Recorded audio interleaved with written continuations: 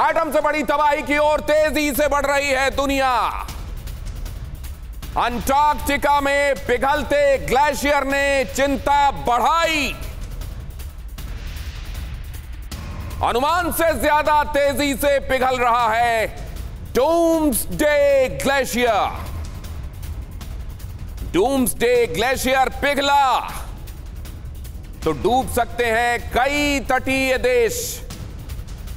धरती के बढ़ते तापमान से तेजी से पिघल रहा है यह ग्लेशियर। यहां ये आप देख रहे हैं अंटार्कटिका। अंटार्कटिका में थ्वाइट्स ग्लेशियर या जिसे डूम्सडे ग्लेशियर भी कहा जाता है, उसकी पोजीशन भी हम आपको दिखा रहे हैं जो रेड कलर से मार्क है। और ये इतना बड़ा ग्लेशियर है कि ये पिघला और यूं ही पिघलता रहा, क्योंकि कहा जा रहा है करीब 2.5 किलोमीटर इसकी परत हर साल कम होती जा रही है बर्फ की। इस तेजी से पिघल रहा है और अगर इसी तेजी से पिघलता रहा तो समुद्र के जल स्तर में वो बढ़ोतरी होगी कि कई शहर डूब जाएंगे। तटवर्ती शहर तो सीधे सीधे डूबने से प्रभावित होंगे, लेकिन जिस तरीके से प्रकृति का हर हिस्सा दूसरे से संबंधित है, दूसरे हिस्सों में जो तटवर्ती नहीं है उन पर भी तबाही आएगी। तबाही कैसे आएगी, क्यों आएगी, हम आपको बताएंगे। फिलहाल आप देख रहे हैं थ्वाइट्स ग्लेशियर। बहुत ध्यान से देखिएगा। ये आप देख रहे हैं साउथ पोल बीचों बीच अंटार्कटिका के, और ये है अंटार्कटिका, दक्षिणी ध्रुव का वो हिस्सा, वो महाद्वीपीय हिस्सा जिसके पश्चिमी कोने पर आपको दिखाई दे रहा है थ्वाइट्स ग्लेशियर। और यही है वो थ्वाइट्स ग्लेशियर जिसे इसे आकार प्रकार की वजह से और इसके पिघलते जाने की वजह से कहा जा रहा है डूम्सडे ग्लेशियर। ये थ्वाइट्स ग्लेशियर, ये डूम्सडे ग्लेशियर, इसका आकार प्रकार और इसके पिघलने की ये रफ्तार क्या सूचना दे रही है आने वाले दिनों के बारे में, आगे आपको बताएंगे। हमारे साथ जुड़ रहे हैं खास मेहमान, उनके साथ हम आपके परिचय कराएंगे। लेकिन पहले देखिए ये व्हाइट बॉम्ब क्यों है और ये एटम से विनाशक क्यों है। एटम की तबाही तो युद्ध के बाद, ये बात जरूर है कि जिसे पहले वेपन ऑफ डेटरेंस कहा जाता था, वो न्यूक्लियर अब बातों बातों में निकाल लेने की बात होती है। लेकिन अगर अब आप ये जानना चाहते हैं कि ये किस तरह की तबाही है जो खामोश कदमों के साथ आती है, जिसके आने का पता भी नहीं चलता और वो महाप्रलय को दावत देती है, क्या हो रहा है ये जरा समझिए। क्या हो रहा है और क्यों हो रहा है ये आपको आज बताएंगे। क्या हो रहा है, थ्वाइट्स ग्लेशियर पिघल रहा है। क्यों पिघल रहा है? ग्लोबल वार्मिंग इसकी वजह से है, इसलिए यह पिघलता जा रहा है, क्योंकि लगातार हमारे वातावरण के तापमान में इजाफा होता जा रहा है और इसके लिए ग्रीन हाउस गैसेस जिम्मेदार हैं। वो ग्रीन हाउस गैसेस जो हमारे गाड़ियों से, जो हमारे एयर कंडीशनर से, जो हमारे डेवलपमेंट के नाम पर किए जाने वाले कामों से निकलती हैं, कार्बन फुटप्रिंट के बढ़ने से निकलती हैं, जिसको लेकर हमेशा बैठकें होती हैं। COP26 पिछले साल अक्टूबर में हुई थी और बड़े संकल्प उसमें लिए गए थे। लेकिन अभी फिलहाल आप ये देखिए क्या होगा। इससे होगा ये कि समुद्र के जल स्तर में लगातार इजाफा होता चला जाएगा और ये इजाफा बहुत ज्यादा हो जाएगा तो ये बहुत बड़े खतरे की वजह बनेगा।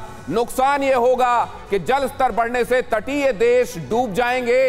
पहले सीधे सीधे ये असर तटीय देशों पर पड़ेगा, लेकिन फिर इसकी वजह से जो बाकी की जगह, जो तटीय देश नहीं है, उन जगहों पर भी बाढ़ के खतरे बढ़ते जाएंगे। क्योंकि आपको मालूम है ये धरती, इसकी सतह, यहां से बहने वाली नदियां जो समुद्र में जाकर मिलती हैं, वो एक खास सिस्टम और विधान के साथ काम करती हैं। अगर वो विधान बिगड़ने पाया, जहां जाकर इनको मिलना है उसकी सतह ऊपर बढ़ने पाई, ये पानी वहां जाकर महासागरों में मिलने नहीं पाया, तो आपको मालूम है कि बाकी की जगहों पर भी बाढ़ का ये खतरा होगा और इसी तरीके से ये महाप्रलय की वजह बनेगा। थ्वाइट्स ग्लेशियर क्या है? ये थ्वाइट्स ग्लेशियर, जैसा मैं आपको बता रहा था, अपने आकार और प्रकार की वजह से और अपने पिघलने की रफ्तार की वजह से इसे डूम्सडे ग्लेशियर भी कहा जाता है। इसका पहले यहीं पर रोकिएगा जरा, मैं अपने दर्शकों को बता दूं, ये अगर इसकी मोटाई के हिसाब से आप देखें तो 190 किलोमीटर के आसपास इसकी मोटाई, और अगर इसका पूरा क्षेत्रफल देखें तो 1,90,000 स्क्वायर किलोमीटर। अंदाजा आप लगा सकते हैं कि कितने बड़े क्षेत्र को घेरता है ये थ्वाइट्स ग्लेशियर। और अगर ये पिघलता है, इसकी बर्फ पिघलती है, तो समुद्र के जल स्तर में कितना इजाफा हो सकता है। और हर साल 2 किलोमीटर 100 मीटर, मतलब करीब करीब 2.25 किलोमीटर की दर से ये ग्लेशियर पिघल रहा है। पहले इतनी तेजी से नहीं पिघल रहा था। ये नोटिस किया गया कि 20वीं सदी के मध्य से इसके पिघलने की रफ्तार बढ़ी और बीते कुछ दशकों में तो ये तेजी से पिघल रहा है। बीते दशक में जो इसके हर साल पिघलने की रफ्तार रिकॉर्ड की गई है वो करीब करीब 2.25 किलोमीटर हर साल रिकॉर्ड की गई है। और अगर इसी रफ्तार से पिघलता रहा तो पूरा पिघलने पर 3 फीट बढ़ जाएगा समुद्री जल स्तर। दर्जनों तटीय देश सीधे सीधे डूबने में आ जाएंगे। और क्या होगा उन जगहों का भी जहां से बहने वाली नदियां आखिर में जाकर समुद्र में मिलती हैं। दर्जनों तटीय देश सीधे सीधे। और अब आप ये भी समझ गए होंगे कि ग्लेशियर का पिघलना एक इंडिकेशन है। ये पिघलना यहां से इससे निकलने वाला पानी और समुद्री जल स्तर का बढ़ जाना ये बता रहा है कि खतरा आ रहा है। लेकिन खतरा सिर्फ एक तरफ से नहीं आ रहा है। ये बढ़ता हुआ तापमान धीरे धीरे कितना खतरनाक हो रहा है। यूरोप में इस साल की जो भीषण अनप्रेसिडेंटेड गर्मी पड़ी है जिसकी वजह से वहां का जनजीवन खतरनाक रूप से प्रभावित हुआ है, वो ये बता रहा है कि ये बढ़ता हुआ तापमान केवल ग्लेशियर नहीं पिघला रहा, न जाने कितनी तरह की विपदाओं को जन्म दे रहा है। लेकिन ऐसा लगता नहीं है कि हम सीरियस हैं। ह्यूमन रेस के हिसाब से, आला दिमाग होने के हिसाब से हम केवल कॉन्फ्रेंसेस कर रहे हैं। करनी में क्या कर रहे हैं, कथनी के बारे में तो मैंने आपको बता दिया। करनी में क्या हो रहा है वो मैं आपको बताऊंगा। लेकिन उससे पहले अपने मेहमानों से परिचय करा दूं। प्रोफेसर CS दुबे भू पर्यावरण वैज्ञानिक हमारे साथ आज इस चर्चा में जुड़ रहे हैं। प्रोफेसर AP डिमरी हमारे साथ जुड़ रहे हैं, पर्यावरण विज्ञान विशेषज्ञ। मेजर जनरल GG द्विवेदी हमारे साथ जुड़ेंगे, उनका इंतजार कर रहा हूं। लेकिन सुशांत सरीन आपको हमारे साथ नजर आ रहे हैं जो कि हमारे साथ जुड़ चुके हैं। मैं अपने दोनों मेहमानों का स्वागत करता हूं। बाकी 2 मेहमानों का इंतजार हम कर रहे हैं। लेकिन सबसे पहले जरा मैं ये समझना चाहता हूं प्रोफेसर AP डिमरी, ये खबर अब आम हो रही है और ऐसा पहली बार नहीं है। ये जो अभी नई रिसर्च आई है ये जाहिर है एक इंस्टीट्यूशन ने की, लेकिन इससे पहले स्वीडन की गोदेनबर्ग यूनिवर्सिटी भी ये बता चुकी है कि ये बड़े खतरनाक तेजी से पिघल रहा है ये थ्वाइट्स ग्लेशियर। क्या लोग कान दे रहे हैं इस धीरे से चलकर आने वाली तबाही की तरफ? जी, तापमान बढ़ने की जो बातें हुई हैं ये कई सालों से अच्छी तरीके से IPCC ने ये बात रखी है विश्व के सामने कि तापमान, ग्लोबल वार्मिंग की जो डिबेट है, जगह जगह तापमान यूनिफॉर्मली नहीं बढ़ रहे हैं, कहीं तेज़ी से बढ़ रहे हैं, कहीं धीरे बढ़ रहे हैं। और आप चूँकि आर्कटिक का विश्लेषण बता रहे हैं तो मैं वहीं पे टिप्पणी दूंगा। आर्कटिक में तो हमारे अंटार्कटिक में भारतवर्ष के भी वैज्ञानिक जाते रहते हैं, हर साल जा रहे हैं और ये सही कह रहे हैं कि फ्रिंजेस में जो भी ग्लेशियर्स हैं आर्कटिक अंटार्कटिक के, उसमें जो है तापमान वृद्धि के कारण वो ग्लेशियर मेल्ट हो रहे हैं।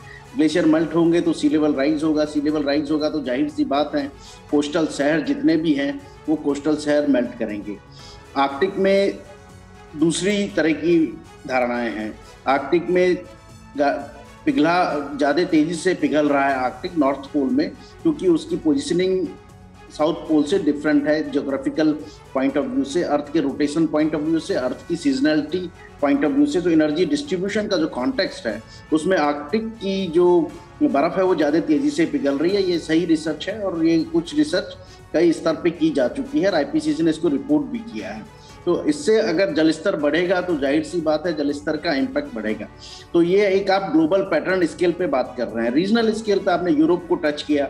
अभी यूरोप में 2/3 करीब ड्राउट की स्थिति है आज इस साल में। आप भारतीय सब कॉन्टिनेंट में देखिए, आपके पूर्वी उत्तर प्रदेश में आपकी बाढ़ की सूखे की स्थिति है, जबकि बेंगलोर आज आपने देखा होगा पूरा डूबा हुआ है। तो अभी ये व्यवहार जो मौसम का है बड़े असंतुलित तरीके से हो रहा है और इसको समझ पाना भी वैज्ञानिकों के लिए एक स्तर के बाद काफ़ी जटिल होता जा रहा है, क्योंकि आंकड़े विश्लेषण करना और उसको समझना ये एक इक्वेशन के हिसाब से काफी समस्यापूर्ण है। आप महत्वपूर्ण बात कह रहे हैं प्रोफेसर डिमरी। आपने मैक्रो पिक्चर से लेकर माइक्रो पिक्चर तक का एनालिसिस किया, साथ में आपने एक बात यह भी कही कि कई बड़े कॉम्प्लेक्स रीजंस हैं और उनको अभी एनालाइज किया जाना बाकी है। लेकिन अभी जो समझा जा रहा है कि सीधे सीधे इसके लिए ग्रीन हाउस गैसेस जिम्मेदार हैं और सीधे सीधे बढ़ता हुआ तापमान जिम्मेदार है। ये मोटी बात तो समझ में आती है ना दुनिया के।